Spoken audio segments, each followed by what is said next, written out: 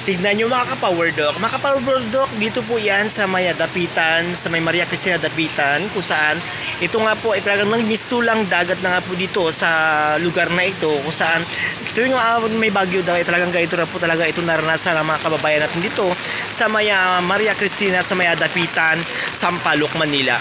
Ayan nga po, kung nakikita po ninyo ngayon sa video na to mga kababayan, ayan, live na live po tayo ngayon dito sa may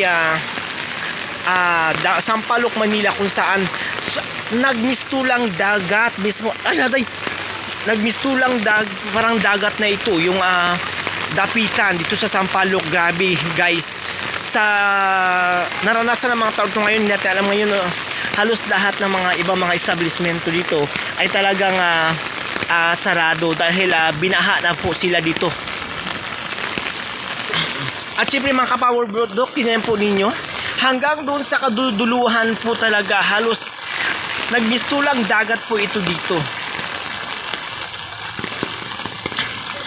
Ayan, yung iba nagkanya-kanya na po para makabilang po at makakain lang sila, ay talagang gumawa siya ng paraan para makakape, makabili siya ng kalang makakain, dahil nga talagang ninulusob nila ngayon ang ulan at yung baha na ito mga ka-Power Doc.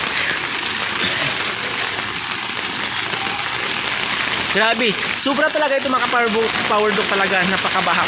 First time ko talaga ito na maranasan na ganito kabaha at makita, dahil first time ko dito sa may Sampaloc, Manila, sa may Maria Cristina, sa may Dapitan.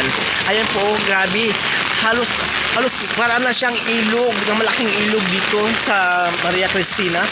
Ayan halos tingnan nyo po yung network na po yan, halos pinasok na po ng baha ang kanilang pwesto. Tingnan nyo po, halos hindi pa natin alam kung kailan pa ito umupa ang baha na to dito sa Maria Cristina Dapitan sa Sampaloc, Manila.